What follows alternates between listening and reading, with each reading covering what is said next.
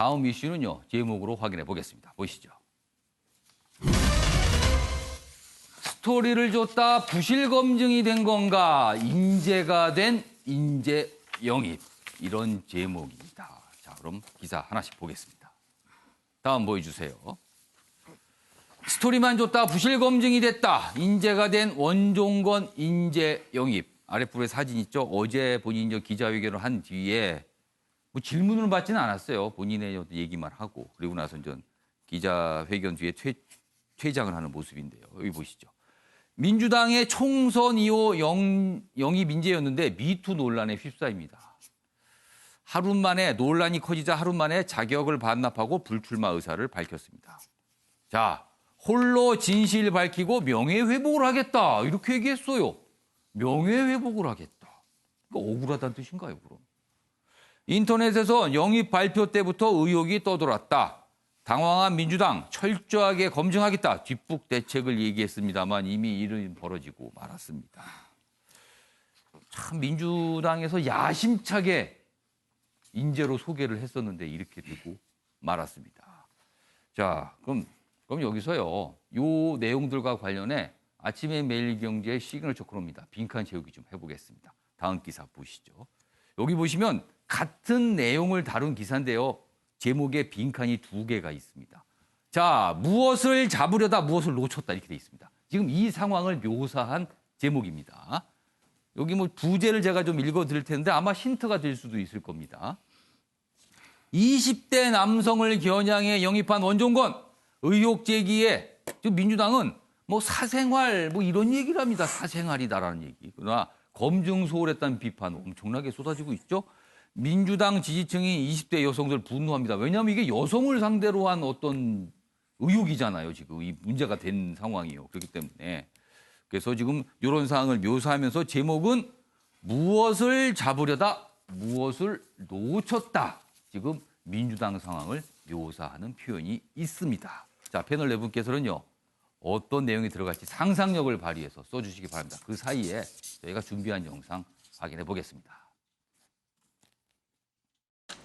저는 오늘 더불어민주당 21대 총선 영입인재 자격을 스스로 당에 반납하겠습니다. 논란이 된 것만으로도 당에 누를 끼쳤습니다. 그 자체로 죄송합니다. 올라온 글은 사실이 아닙니다. 허물도 많고 실수도 있었던 청춘이지만 분별 없이 살진 않았습니다. 선거를 목전에 두고 있습니다. 제가 아무리 억울함을 토로하고 사실관계를 소명해도 지루한 진실 공방 자체가 부담을 드리는 일입니다. 더구나 제가 한때 사랑했던 여성입니다. 주장의 진실 여부와는 별개로 함께했던 과거에 대해 이제라도 함께 고통받는 것이 책임 있는 자세라고 생각합니다. 죄송하고 감사합니다. 자, 어제 기자회견 모습이었습니다. 저렇게 회견을 하고 마치고 이제 기자들이 보통 추가 질문을 하잖아요. 그러나 추가 질문을 받지 않고 떠났습니다. 자, 그럼 네 분 상상력을 발휘해서 어떤 정답을 적으셨는지 한 분씩 확인해 보겠는데요. 먼저 정우갑 실장님, 표심, 민심. 그럼 네. 이렇게 되네요. 네. 표심을 잡으려다 민심을 놓쳤다. 젊은 층의 표심을 잡으려다 큰 민심을 놓친 게 아닙니다. 예. 저는 그렇게 썼습니다. 예. 그러면은 표심 잡으려다 그러니까 더 큰 걸 놓쳤다는 거네요, 지금요. 뭔가 작은 어떤 부분에 대한 목적을 뒀다가. 자, 그러면 이번에는 최양호 고문님께서는 청년 여성 이렇게 쓰셨습니다. 청년을 잡아서 여심들의 미투를 통한 우리 사회적인 그런 욕구를 놓친 거다. 스토리에만 너무 집착을 하다 보니까 예. 사람들을 놓치고 있다. 중요한 게 과연 뭐가 중요한지 그걸 모르고 지금 놓쳤다는 그런 말씀이신 것 같아요. 맞습니다. 지금 말씀 들어보니까요. 자, 이번에는 김상일 평론가께서는 이 남자 민심. 그러면은 이 남자를 잡으려다 민심을 놓쳤다. 네. 어떤 뜻입니까? 20대 남성층이 좀 약하다는 걸 보완하기 위해서 했는데 전체적으로 그림을 좀 약간 그르친. 예. 그러니까 역시 어떤 작은 유권자층에 호소를 하려다가 큰 유권자층을 놓치는 격이 됐다. 이런 말씀이시네요, 지금요. 지금 비슷한 답들이 쭉 나오고 있습니다. 변환봉 변호사는 이 남자에다가 이 여자라고 썼습니다. 그럼 이 남자를 잡으려다 이 여자를 놓친 겁니까? 그렇죠. 20대 남자라는 상징성 때문에 썼는데 이제 대꾸를 마치기 위해서 아마 이 남자 하니까 20대 여성들이 가장 분노가 좀 컸던 것 같습니다. 그래서 아마 20대 남성의 표심을 잡으려다 20대 여성들의 표심을 잃었다라는 뜻에서 이 남자, 이 여자가 아닐까 추측을 합니다. 보니까 뭐 이남자 표현도 있고요. 민심이란 표현도 공통 등장했고요. 아무튼 그렇습니다. 그러면은 자, 정답을 좀 확인해 보겠는데요. 무엇을 잡으려다 무엇을 놓친 걸까요? 정답 보여주세요. 이 남자 잡으려다 이 여자 놓쳤다. 변환봉 변호사가 가장 정확하게 말씀하셨고요. 뭐 이 남자 표현도 들어가 있습니다. 그리고 사실 아까 사실은 정은갑 실장님이 이 표현하신 표심을 잡으려다 민심을 놓쳤다. 이 부분도 사실은 굉장히 들어맞는 제목이 아닐까 싶기도 합니다. 아무튼 지금 이 상황을 묘사를 하고 있습니다. 관련 기사 더 있는데요. 보겠습니다. 다음 넘겨주세요. 자, 국민일보는요. 이해찬 대표 얘기를 하고 있군요. 미투 연루 원종건 사퇴, 묻지마 영입 사과 한마디 없는 이해찬 민주당 대표다. 기억을 돌려보니까 사실 이 원종건 씨 영입할 때 이해찬 대표가 소개하고 이렇게 같이 왔잖아요. 이 영입 인정. 그런데 왜 문제가 발생했는데 아무 얘기 안 하냐 이런 기사입니다. 지금요. 사적 영역으로 규정한 여당 지도부 인식이 아니하다. 이런 상황을 단순히 사생활 뭐 이렇게 본다는 거예요. 그리고요. 뭐 인재 14호 어제 발표가 있었죠. 근데 거기서도 영입하면서도 이와 관련된 얘기조차도 안 하더라. 야당 거센 비판하고 있습니다. 총선 앞 악재 가능성이 있다. 이렇게 분석이 돼 있기도 합니다. 자, 그럼 여기서 어제 여당의 목소리, 야당의 목소리 각각 다르게 나왔습니다. 확인해 보겠습니다. 당이 할 수 있는 최선의 사전 검증을 해왔던 게 사실입니다. 사전 점검을 나름대로 하고 영입을 했는데 오늘 이제 원정근 씨 경우 같은 경우는 사적인 영역이라 저희가 검증하는데 한계가 좀 있었던 것 같습니다. 감성 파리식 그리고 쇼잉 인재 영입이 그 문제를 불러왔다는 것을 직시하시기 바랍니다. SNS 유명인만 찾다 보니 이런 사태를 불러온 것 아닌가 합니다. 피해 여성에 대한 사과 한마디 없는 기자회견문은 그야말로 참담한 대응이라 하지 않을 수 없습니다. 여당의 지도부가 이 같은 문제를 가벼이 여긴 것은 아닌지 의심스럽습니다. 정의당에서도 아주 강한 비판의 논평이 나왔어요, 어제. 자, 김상일 평론가. 이쯤 되면 이해찬 대표 왜 사과를 안 하냐. 지금 이 기사는 그런 내용을 전하고 있거든요. 네. 이거 좀 사과를 해야 됩니까? 아니면 하실까요? 어떻게 보세요? 그래서 공당의 예. 대표로서 국민에게 어쨌든 총선을 앞두고 그 당의 하나의 모습으로서 선보인 거잖아요. 예. 그렇기 때문에 어쨌든 뭐 사과의 수준을 뭐 정해야 되겠지만 예. 예, 사과를 하는 것이 저는 맞다고 봅니다. 왜냐하면 그것이 국민에 대한 공복으로서 내지는 공인으로서 뭐 예의이기 때문에 저는 그렇다고 보고요. 그러나 꼭 말씀을 드리고 싶은 거는 예. 악의가 있었던 것은 아니다. 잘해보려고 했던 것이다라는 거는 좀 알아주셨으면 좋겠고. 그렇죠. 인재 영입을 할 때 무슨 일부러 악의가 있어 하지 않게 그렇죠. 잘해보기 네. 위했는데 이제 사고가 터진 예. 거죠, 사실은요. 그리고 현재의 정치가 잘 바뀌지 않는 것을 외부 예. 수요를 통해서 어떤 그 외부 충격 내지는 교훈을 통해서 바꿔보려고 한다는 의도는 표마돼서는 안 된다. 그래서 인재 영입이 문제가 아니라 예. 인재 자체가 인재였느냐 아니었느냐가 문제이라는 것을 좀 더 뭐라 그러죠? 포커스를 둬야 된다. 저는 이렇게 생각을 합니다. 자, 최영호 고문님. 네. 사실은 어제 이제 그 사안이 불거지자 이거 검증을 이렇게 한 거냐, 검증에 문제가 있다 이런 지적 많이 나오거든요. 근데 그에 대해서 이제 민주당의 반응은 사적 영역이어서 사생활이어서 뭐 이런 설명이었어요. 어떻게 보세요? 아니 이 부분을 영입했을 때 사적 영역을 들어가셨었죠. 왜냐하면 시청각 장애진 어머니를 모시고 그게 사적 영역 아닙니까? 그러니까 사적 영역이 굉장히 부각이 되고 칭찬을 받은 인물인데 그렇죠. 이 말씀이에요? 그걸 스토리를 하면은 예. 그 반면에 또 다른 그런 그늘이 있었다는 부분들은 검증을 했어야죠.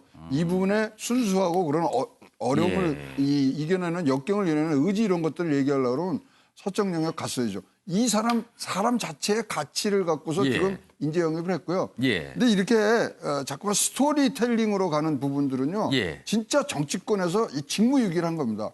청년 세대를 차근차근 교육해서 정치를 잘할 수 있는 사람들로 키웠어야 되는데 여야 다 지금 뭐 아무도 그거는 안 해놓고 그냥 스토리가 괜찮고 해서 어느 정도 완성이 된 것 같으면 그렇죠. 영입을 한다는 거죠. 스토리는요. 예. 100% 사적 영역에서밖에 나올 수가 없습니다.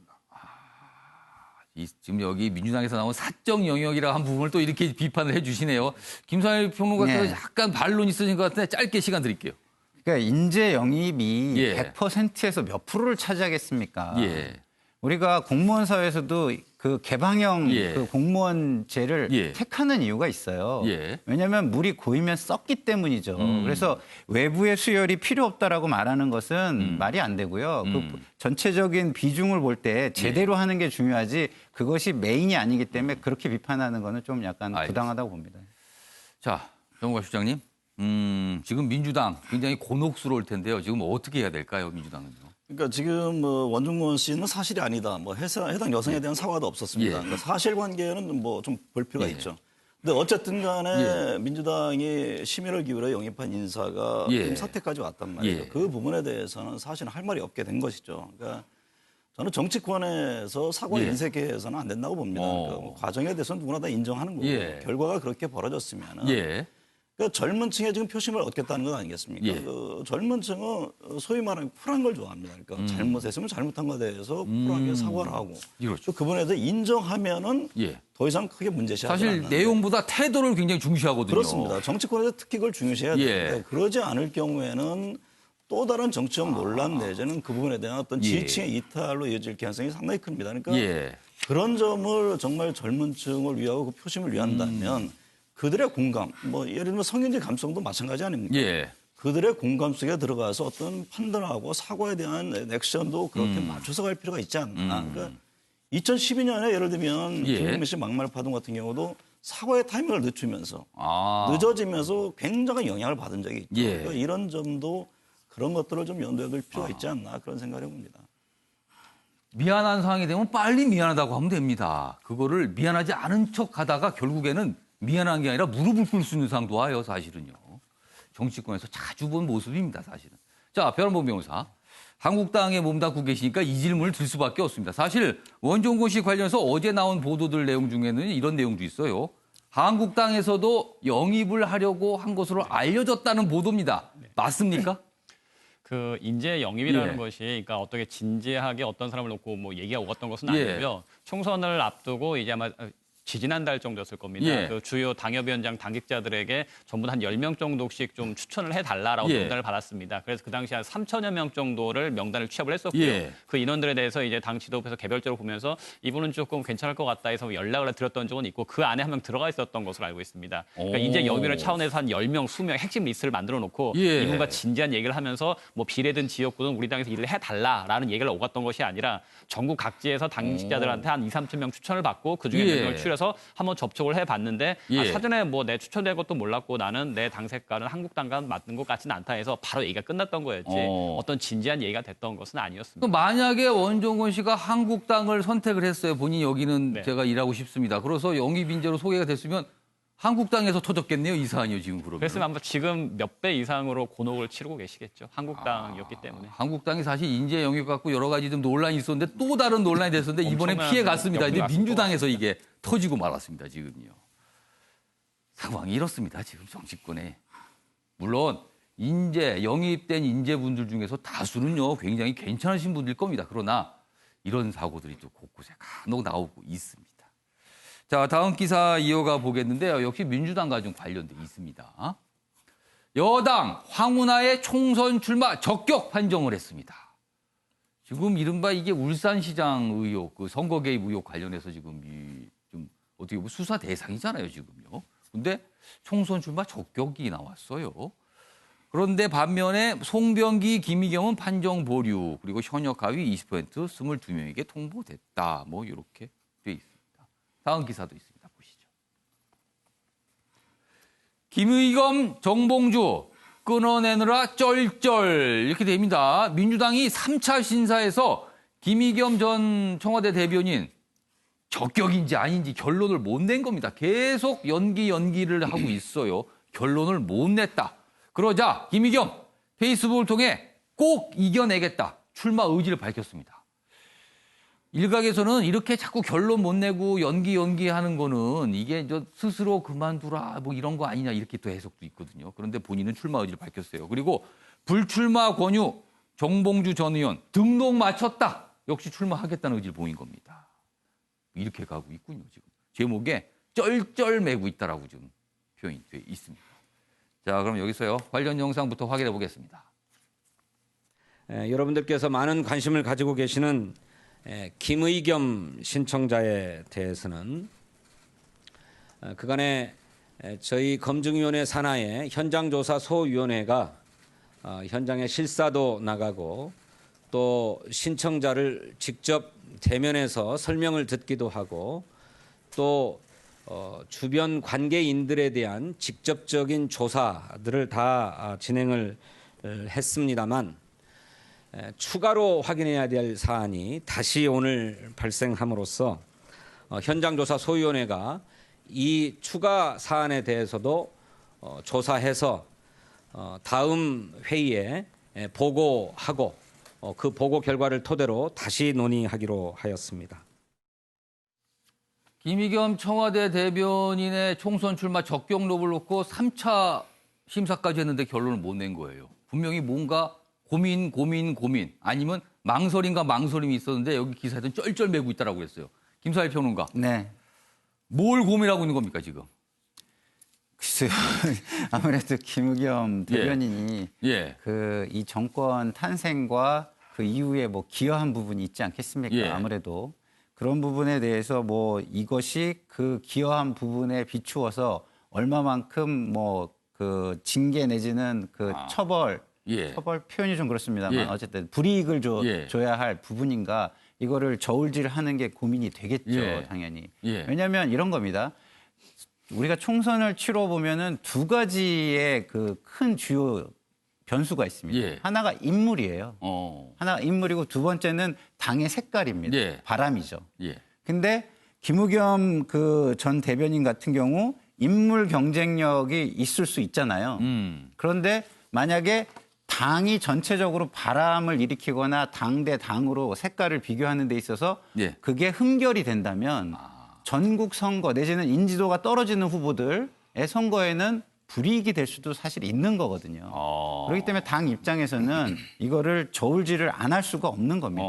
그러니까 한 곳의 선거만을 볼 수가 없는 거죠. 중앙당 입장에서는. 그런 차원에서 지금 고민을 거듭하는 거 아닌가 싶습니다. 아니 이 결정은 두 가지입니다. 적격 아니면 부적격이잖아요. 근데 적격을 하자니 전체 선거가 걱정이 되고 부적격을 하자니 개인의 경쟁력이 있는데 좀 미안한 것 같고 뭐 이런 겁니까 지금 상황이? 자, 그러니까 이게 일을 처리할 때는 가장 좋은 모습으로 하는 게 좋지 않겠습니까? 그래서 지금 상황은 개인에게 결단을 부탁하는 정도의 수준이라고 보고 이거는 본인이 알아서 결정해 주세요. 근데 그 결정했잖아요. 꼭 이겨내겠다고 결정했습니다 지금. 그래서 그 단계가 넘어가면 또 그 다음 단계의 결정을 또 해야 되겠죠. 알겠습니다. 변호부 변호사. 지금 적격을 하자니 누구 얼굴이 떠오르고 부적격을 하자니 누구 얼굴이 떠오르는데 누구 얼굴이 떠오를까요? 지금 민주당 내에서 심사하시는 분들은. 글쎄요. 저는 그런 복잡한 내부 사정을 말씀드리기는 조금 어려울 것 같고 오히려 그냥 일반 국민의 입장에서만 다른 당이니까 외부에서 만나면 이 문제는 김의겸 그 전 대변인이 일찍 풀었을 수 있을 것 같습니다. 본인이 부동산 투기가 아니었다. 시세짜리 기부하겠다 얘기를 하셨잖아요. 그러면 처분해서 바로 시세짜리 기부를 했었으면 문제가 없었을 것 같거든요. 그러면은 뭐 그 당시 뭐 선거법 위반이 된다고 하는데 선거관리위원회에서도 그거는 기부에 문제되지 않는다. 그 문제되지 않는 방식으로 기부할 수 있다. 그러니까 일찌감치 그냥 그 8억 8천만 원의 시세 차익을 기부를 하셨고 그대로 평가를 받겠다고 한다라면 또 논란이 있었겠죠. 금방 지나갔었겠죠. 근데 지금 계속 논란이 증폭되는 거는 그러면 공천 안 받으면 기부 안 하려고 그러시는 거 아니냐라는 색안경을 끼게 보게 되는 거고 시간이 지나니까 그럼 기부하겠다라는 거는 그걸 공천을 돈 주고 사겠다는 거 아니냐. 그런 논란을 스스로 만드신 거예요. 본인이 정말 부동산 투기가 아니었다라고 생각을 하신다면 일찌감치 기부를 해버리시고 그다음에 총선에 신발을 받겠다고 하셨다면 진정성 인정받으셨겠죠. 근데 본인이 공천 받을까 안 받을까 보면서 기부를 안 하니까 이 사람들 볼 때는 뭐야 돈 주고 사겠다라는 거야? 공천 안 받으면 기부 안 하겠다라는 거야? 그렇게 의심받으니까 더 상황을 보니 꼬이게 김의겸 전 만드셨죠. 대변인 입장에서는 이렇게도 논란이 되고 저렇게 논란이 되고 이런 상황이긴 하군요. 진직에 지금. 기부를 하셨으면 차라리 문제가 덜 됐을 것 같습니다. 제가 보기에는. 아무튼 뭐 민주당이 고민을 하고 있습니다. 그걸 지금 서울신문은 제목으로 쩔쩔이라고 이렇게 표현을 하고 있어요, 지금. 뭐 총선이 다가오니까 어떻게든 결론이 나오겠죠.